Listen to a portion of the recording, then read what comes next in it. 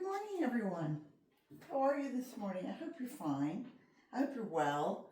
Uh, we're at that junction where it's still Thanksgiving. Thanksgiving week, but we're starting to bring out all the Christmas. So it's hard to get that. Give one holiday its respect, but not, not jump the season. But when you have so much to put out, it's hard to not start Christmas. And as you can see, I have my little door men here. They look like little straw men, and I use them as my little door knockers. And also, I was saying Tom Turkey, but this has really got to be Tilly because she's dressed like a little girl. And some other Thanksgiving things. But then once Thanksgiving is over, once the meal is over and Rick goes, okay, I've had enough, then all the Thanksgiving stuff gets put to the side and then we go straight for Christmas. So perhaps you do it that way too. Please let me know. And as I watch your videos, I've noticed people doing their Thanksgiving decorations and just little things. We don't push as far for Thanksgiving. Where your budget might be $10 for Thanksgiving, it's $50 for Christmas. If it's $100 for Thanksgiving, it might be $500 for Christmas, so on and so on. And don't forget to get started on your Christmas cards. It's like a pleasurable headache. You know it has to be done. You know you want to get them out in time. Start thinking about who you need to send to, who needs a special card, all those sorts of things. So anyway, what are we here for today? I'll try to make it short, and I always try to make it short, and I'm not very successful at trying to make it short. But what I'm doing is I'm trying my little 2025 planner, and I have my 2026 planner ready to plan, and I'm trying to save 2,000 pounds from going to a landfill. We already recycle our cans and plastic and all those different things, but things like I think I have a list right here, and these are the things that I save so that I can put it back in my soil, so that I can replenish my soil. So it's got the goodness of replenishing the soil. I don't have to buy the fertilizer that might come from a country that we're not real happy with right now. But also, it's not a chemical fertilizer. It's all organic. But, we use our fruit and vegetable peels. We have our eggshells. You can see my eggshells there. I powder those. Sometimes I bake them and sometimes I don't. If you want to look back, I did a video just a few days ago on whether to bake or not bake, the pros and cons. My coffee grounds. If you're a tea drinker, your tea bags. Some tea bags biodegrade, others do not. Most do nowadays. And some people go, oh, but that's bleached. We're here for a main purpose, which is to put it back into the soil and to upgrade it. Believe me, that I think you're far better to take all of them and put them back in the soil. Excuse me, I'm having a little tight throat this morning. You're about the most people I talk to in a whole week. Believe it or not. I'm pretty much a quiet person, and Rick and I do a lot of hand signals. We're both going deaf, so it's kind of like what is the main word that gets used? Pardon me, excuse me. Anyway, now I'm in the process of doing leaves. The elm leaves this year have been incredible. I have neighbors that I've noticed on my walks I'm not going to go clean up their yard. But I look at the elm leaves that have dropped and I think, wow, you could really use that in your garden. And you have to be careful because when they get wet, they're very slippery. So you, I take the street a lot. Anyway, any of your leaves, wonderful. Pine cones, any of your stale vegetable, any of your stale pantry items, whether you have it for your worms, if you're a worm farmer, whether you have it for your compost, if you're, an actual composter. I have a geobin. You can look that up, geobin.com, and they have what they call the regular size, which comes up to about here on me, and then the junior, which comes up right to about right above my knee. They're 9 feet long. It's a heavy material, almost like a rubber, and it has all sorts of holes in it, and it interlocks, and then you have these keys that go into the hole, and they twist, and that holds everything in place. If you do something like that, if you don't, you could use chicken wire. If you wanted to line it with something, you could. If not, put your leaves and that sort of thing in there. There's all sorts of ways. You can compost in big pots, and put down leaves down as a base, and then put your soil on top and your plants. So there's all sorts of ways of doing it again, returning it to the soil. Cardboard, of course. Whether you put it through the shredder or whether you don't. We use our grass clippings. That's a real big source of my 2,000 pounds.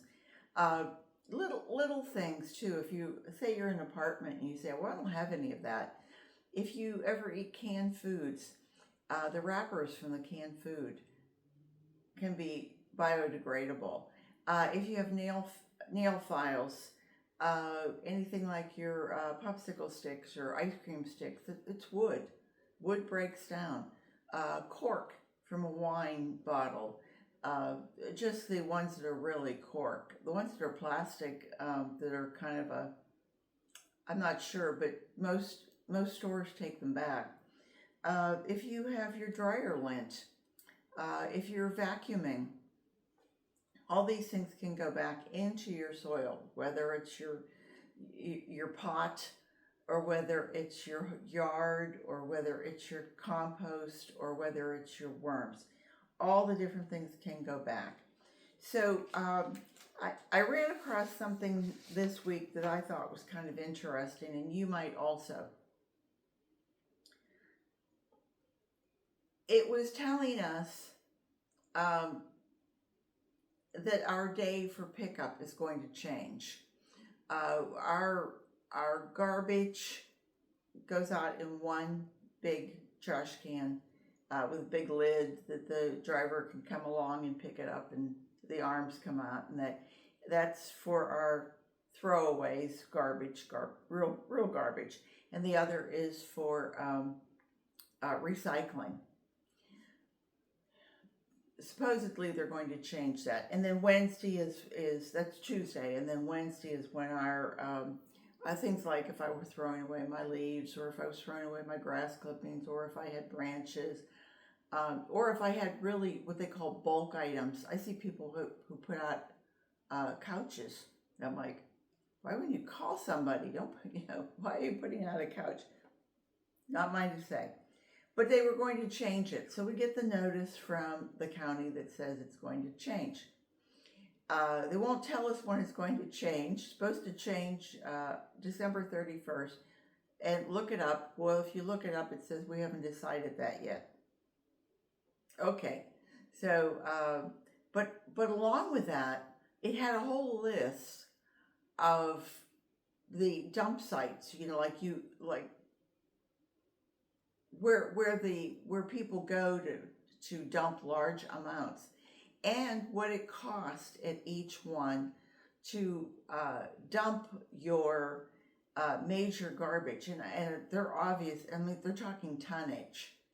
So, I mean, they're not talking about people who have just a little bit.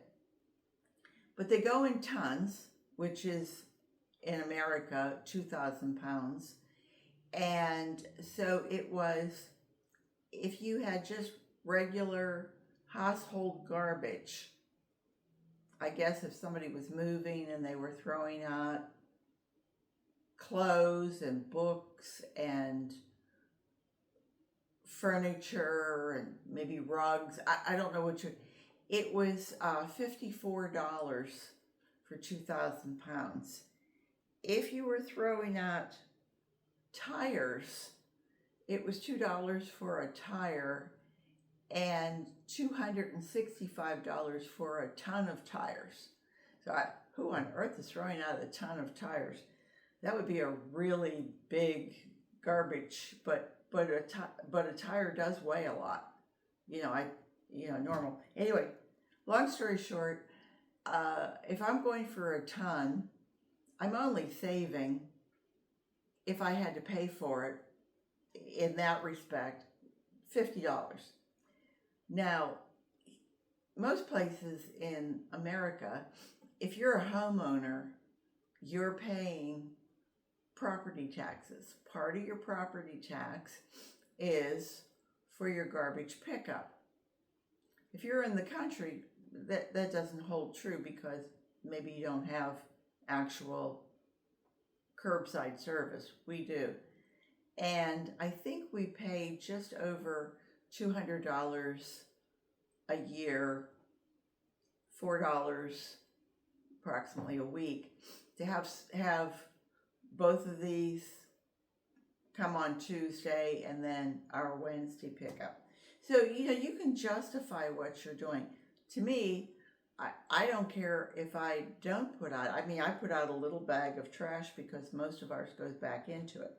So, why are you doing it? You have to think of what's your motivation. My motivation is just to hit the golden number and to see what I can do and to do my part. It's just a little thing. And so my young friend, Eric the Kid, ERICDAKID, he's 10 years old and he's a guitar player in Australia. The kid's phenomenal. If you look him up, it's just one word, Eric the Kid. And he's a Bob Dylan fan. And he's a Johnny Cash fan. And he's a good guitar player and harmonica player, which seems to go hand in hand. And for 10 years old, he's played, he's gone to Europe and played on the streets. He's gone through America and played on the streets. He's met different, I think, what a focus. Anyway, he follows me and I follow him. And he said to me, oh, Miss Peggy, he said, I love watching your playlist. He said, I do what I can to recycle. He said, but I listen to your playlist on recycling because you motivate me to do other things. And I thought, what a nice thing to say. And he asked me, are you going to do it after this year too? And I said, Eric, I'm going to do it until the end. Yeah, I don't want to say until I die. Sorry if you're listening to this, Eric, but at 75, I'm starting to look at people and going, gee, how much longer am I going to be here? I'm planning for 100, but you never know.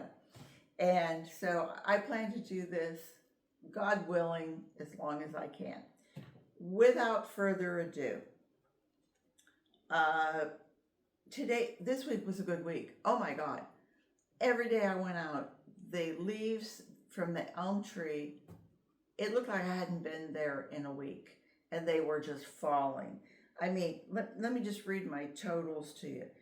7 pounds, 12 ounces. Monday, 7 pounds, that was Sunday. Monday was 7 pounds, 12 ounces. Tuesday was 7 pounds, 7 pounds, 4 ounces, 7 pounds, 12 ounces, 7 pounds, 12 ounces, 6 pounds, 4 ounces, 11 pounds. I raked everything in the grass. you want to make sure that you keep raking your grass if you have leaves, because they'll smother the grass, especially if you're in the south, because we don't have that frozen dieback, and we don't have that kind of grass either. Grass doesn't like being frozen. uh, Friday was 9 pounds and Saturday was 5 pounds, and it was like 54 pounds. 54 pounds of leaves. I'm not composting them in my bins this year. I'm actually putting them in the geo bins, and I've started using it as a heavy weed suppressant as mulch around things, because I'm over 100 pounds. Let me tell you how much over I am. As of this morning, I haven't gone out yet this morning because it's still dark. I've collected 138 pounds, 14.6 ounces, 139 pounds of leaves. Wow. I mean, I wouldn't have to, well, I don't buy mulch, but, some people buy the dyed black mulch or the dyed red mulch, so they have a real uniform look. And the Drake elm leaves, you can probably see them over there. They go from a gold to like a golden brown. When they first start falling, they turn yellow and red. They're really pretty. But as the pigment starts to leave, then they go to that golden brown. If you compost them and they stay wet and moist, then they turn to that dark, almost like a tobacco, almost like a pine cone brown, and then they go to black. When they're mulch, when they're leaf mulch, I mean, they're just espresso coffee black. They're still brown, but they've turned on me. Anyway, last week I got 62 pounds, 5.2 ounces, and I went from 1,828 pounds and change to 1,890 pounds, 5.9 ounces. Couldn't get that extra one, but 1,890. So I really, I'm feeling confident.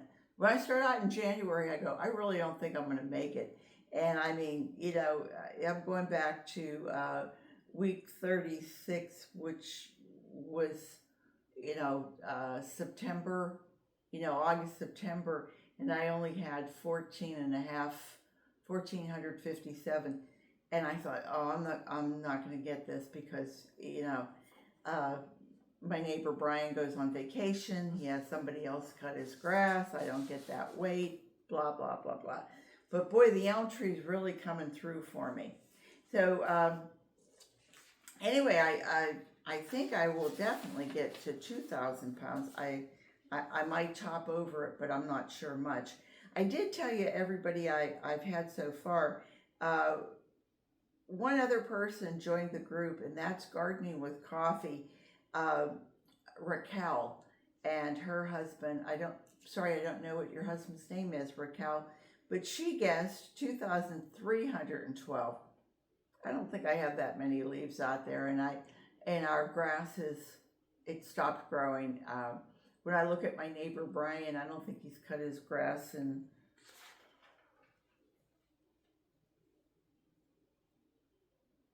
3-4 weeks, something like that. I don't think I've gotten any. Yeah, I don't think he's cut his grass in November at all.